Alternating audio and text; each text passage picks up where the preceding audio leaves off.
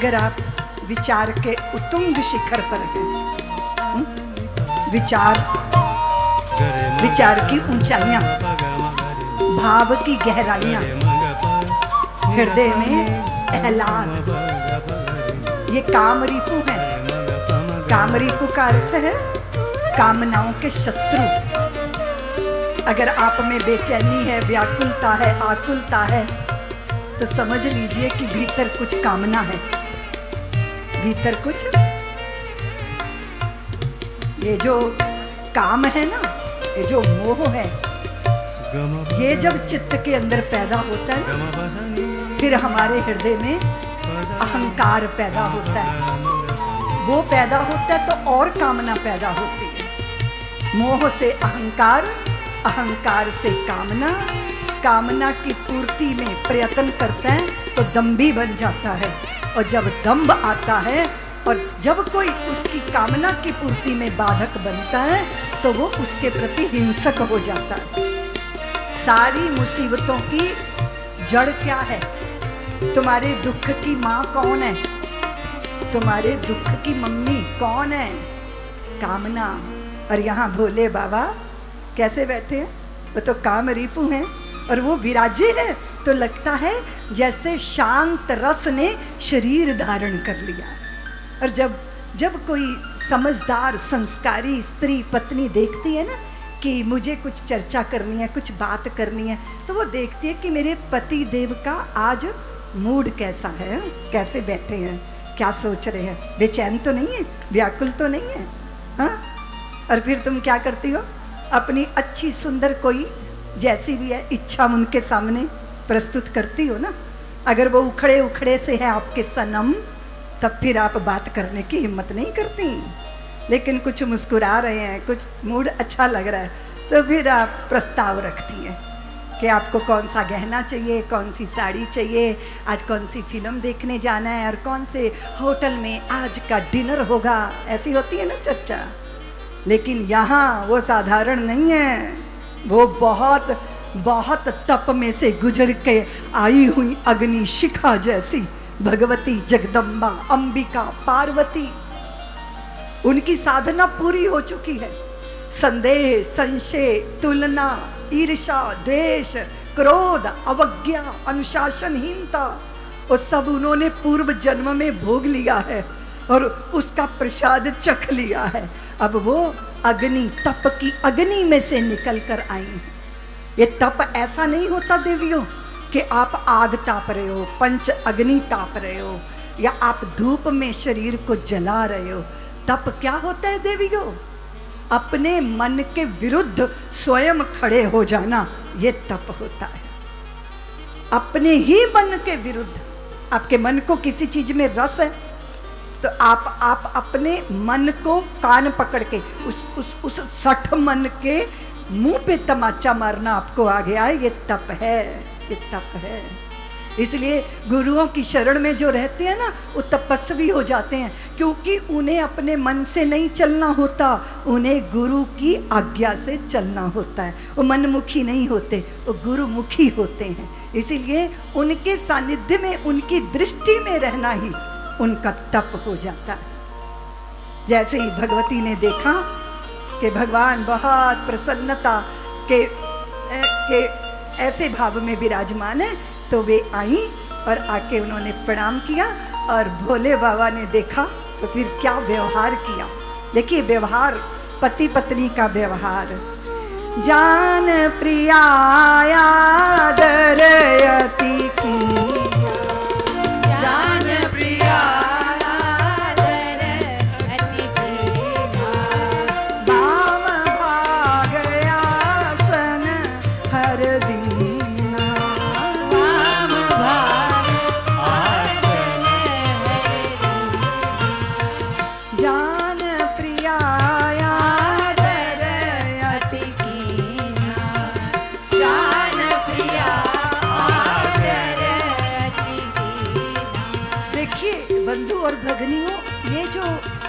हमारा देश बहुत वर्षों तक राजनैतिक गुलामी का शिकार रहा। बहुत सारे पर किए बहुत सारे दस्यु, बहुत सारे लुटेरे, बहुत सारी जंगली जातियां वो रेगिस्तान, अरब के रेगिस्तान से उठी और वो हमारे देश में उन्होंने यहाँ के धन वैभव के लिए ही नहीं, अपितु यहाँ की सभ्यता, संस्कृति, धर्म, इन सब को लूट लेने के लिए वो सब आए।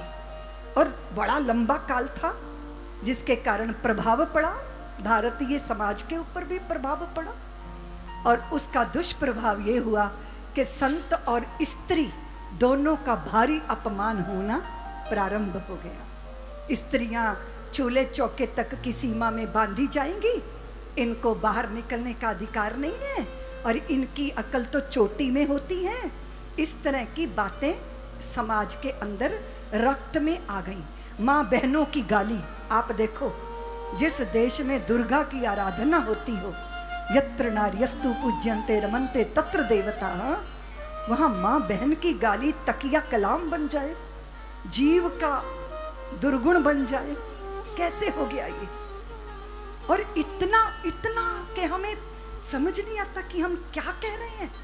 माँ बहन की गालियां, ये सब हमारा नहीं था, ये दूसरे के कल्चर का कचरा है जिसको हमने स्वीकारा और अपना हिस्सा बना लिया। उसका दुष्परिणाम ये हुआ कि स्त्री के ऊपर भारी भारी संकट आया। कोख में पुत्रियां मारी गई और जन्म लिया तो कूड़े के कचरे के ढेर पर फेंकी गई, और सारी सारी गौरव, सारी गरिमा समाप्त हो गई स्त्री की। अभी भी तुम लोग विवाह के समय जब वो क्या होता है, परात में कुछ दूब डाल के, अंगूठी डाल के क्या करती हो, कंगना खिलाती हो ना, तो फिर पति को लोग उकसाते हैं कि देखो देखो हार मत जाना, नहीं तो जिंदगी भर छाती पर चढ़ी रहेगी।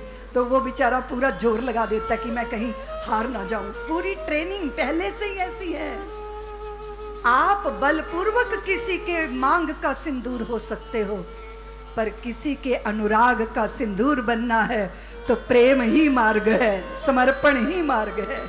एक धरातल पर खड़े होकर भोले बाबा को देखो, जान प्रिया आदर अति दीना, वो आदरणीय है, वो जो आपके आवेग आवेश वो सबको शमन करती है, वो आपकी भार्या ही तो है। जब भी चित्त में कहीं आवेग आवेश आते हैं तो किसकी शरण में जाते हो, किसको गले लगाकर शांत होने का प्रयत्न करते हो?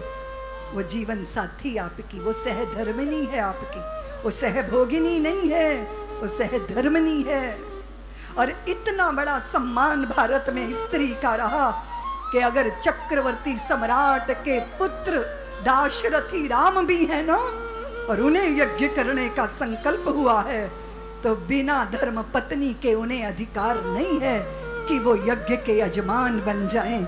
इसीलिए स्वर्ण की प्रतिमा जानकी की वाम भाग में विराजमान की गई, तब रामभद्र को यज्ञ करने का अधिकार मिला। इससे बड़ा सम्मान किसी स्त्री का हो सकता है जो सनातन ने भारत की स्त्री को दिया? इससे बड़ा सम्मान मुझे बताओ देवी, इससे बड़ा सम्मान। तुम धर्म हो, सहधर्मनी, तुम अपने पति के खजाने में पुण्यों की पूंजी जमा कर सकती हो, और अगर तुम ना चाहो तो उसे काले बाजार में पहुंचा के उसकी कीर्ति और उसके धन को, उसके यश को भी नष्ट कर सकती हो। इतनी बड़ी सामर्थ्य है आप में।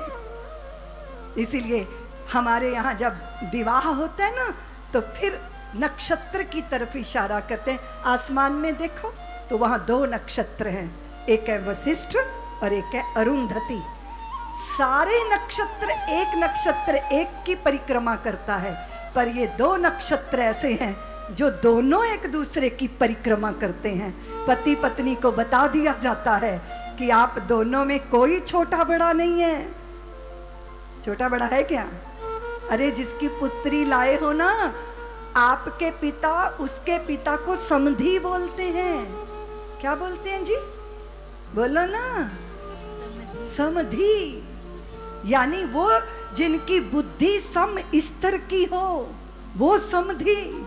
अगर तुम पैसे में बहुत बड़े हो तो वो पुत्री का पिता ऐसा बेचारा हीन नहीं है, वो समधी है आपका, आपके स्तर पर। इसलिए मान सम्मान प्रेम आदर ये संबंधों में बहुत जरूरी। जान प्रिया आदर अति दीना बाम भाग। इसके पीछे दूसरी भी बात है कि भोले बाबा ने सती को बाम भाग में बैठाना स्वीकार, क्योंकि वो माया से सीता बन गई थी। इसलिए अमर्यादित अगर कोई आचरण है तो फिर स्वीकार नहीं किया जा सकता। मर्यादा में रहकर आपके मान सम्मान की रक्षा होती है, इसकी गारंटी सनातन का व्यवहार देता है। सब्सक्राइब करें साध्वी ऋतंभरा जी के YouTube चैनल को और हमारी वीडियोस को सबसे पहले देखने के लिए बेल आइकन को दबाना ना भूलें।